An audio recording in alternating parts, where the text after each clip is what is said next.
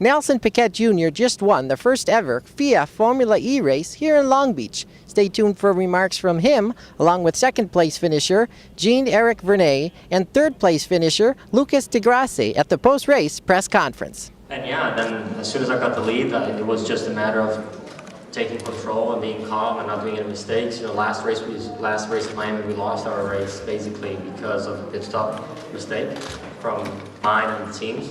So I think that was the most crucial time for me, was the pit stop, not to get any mistakes and just have a clean exit, and that's what we did. Managed to stay with the lead, and that was it. That was just controlling Jean-Eric behind me, making sure he wouldn't get too close, and then managing my temperatures, my consumption, and just brought it home, you know. But that was, you know, it just meant a lot to me, this win. I was going to say, you were on the podium with a replica of your father's helmet, who obviously took his first win here. That final stage was a classic senior drive, managing the car, driving to win at the slowest possible speed. Exactly how much were you conserving at the end? I was conserving quite a bit, you know. At one point, the team told me more coast, but I understood no coast.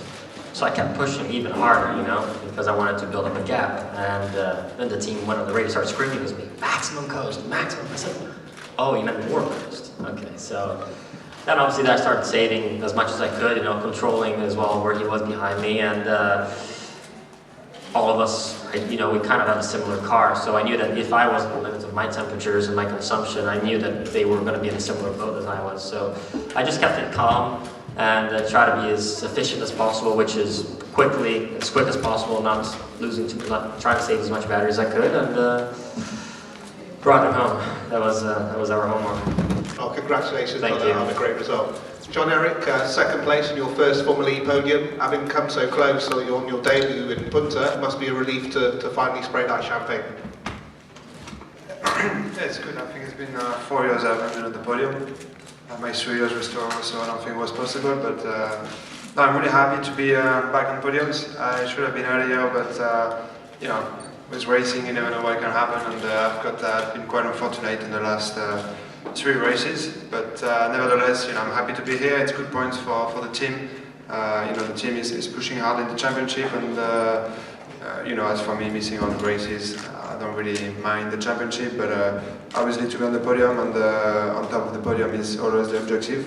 And you know, with a wrong start of the day, with me crashing in the wall quite heavily, I think it was good to you know, end up on the podium today.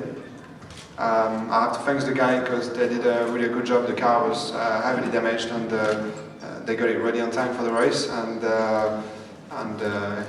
this podium was a way to apologize in a way, you know, the crashing. So all quite positive. Early in the race, we saw you overtake Nico Prost for third using fan boost. How satisfying was the work for you? I'm really pleased. The first time I had a fan boost that was working, so thank you to all my fans. Thanks to them, I could pass Nico Prost, and yeah, that was a good move. Well, thank you very much, and well done on that race. Lucas, you started the season with 3 podiums in a row, and then the last 2 races haven't gone so well for you. It must be a relief to finally have a clean race again. Definitely, it's an honor to be back in the lead of the championship.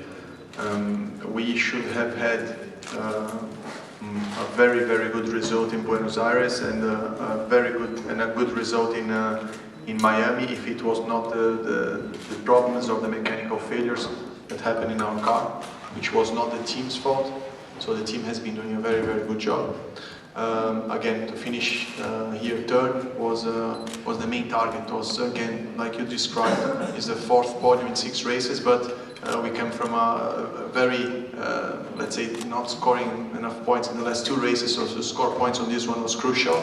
Then we go to the European part of the championship, back on the lead, back on with the full crew motivated, the team motivated. We have a lot to work on, a lot to improve, and I think this was a good result for the crew to step up.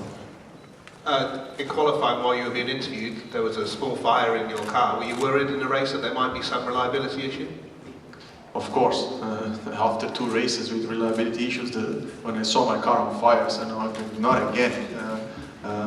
We we had already to change one battery after the shakedown on Friday, and I just thought that this cannot happen again, you know. And then after, luckily, it was nothing major. It was a small fire in the auxiliary battery. And the car was 100% for the race, and the team did a fantastic job again. Well done. We're going to open the questions to the floor. Please raise your hand, state your name and publication. The questions only in English, please. Hi, l'équipe. Paper l'équipe. Nelson, did you talk with your father about the track? Did he give you some piece of advice, even though it's a little bit different from the one he raced on? Well, my father's a bit different. The only thing he told me, he said, "Hey Nelson, if you go back there, go to the Queen's Mary and take some pictures, and try to stay in that hotel. It's pretty good." So, that was the only thing he told me about Long Beach, and I haven't made it to Queen's Mary yet. So that was the only thing. He talked about it for about 10 minutes. It's really good. It's very close to the track. And one of the 35 years ago was pretty much different, this place. So. Any more? There must be some more.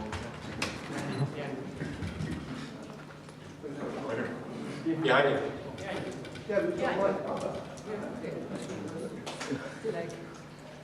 Keith Blair, Long Beach Press Telegram. Nelson, so this was your first time? You never raced here before in anything? No, I've never raced here before. So how much does the victory mean?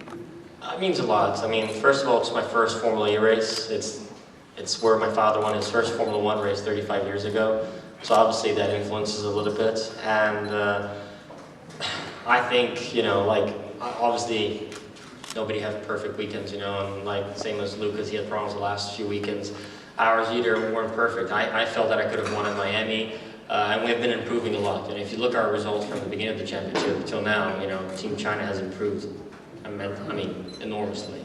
And I think, thanks to them that we are in this position, and I think they deserve the win just to keep this. Every team needs a win and good results to keep this motivation.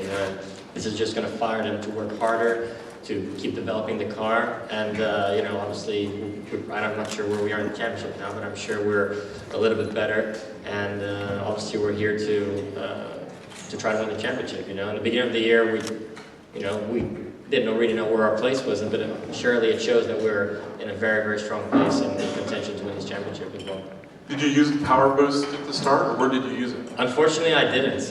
We're not allowed to use it in the start, so I didn't use it in the start. Otherwise, I would have. But I ended up honestly not using it because I just didn't want to mess things. I just didn't want one more variable in the car. I know I should have used it because that's what it's there for. But was our batteries overheating a little bit? I just didn't want to have any chance of something going wrong. Obviously, if John Eric would have been pushing me, I'm sure I would have used it once or twice, but I just made sure I just kept that distance not to have the need of using it.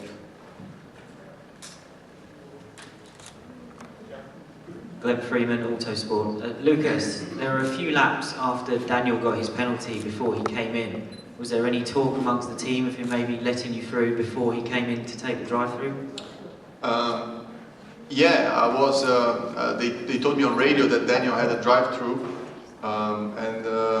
And then I was asking the team for Daniel to let me by because I was under pressure. I was quicker than Daniel, but I was under pressure from Wayme. I didn't want to lose any time. So I said, okay, if he might go to drive to let me by. In the end, he didn't. He was in a good rhythm and into the pit.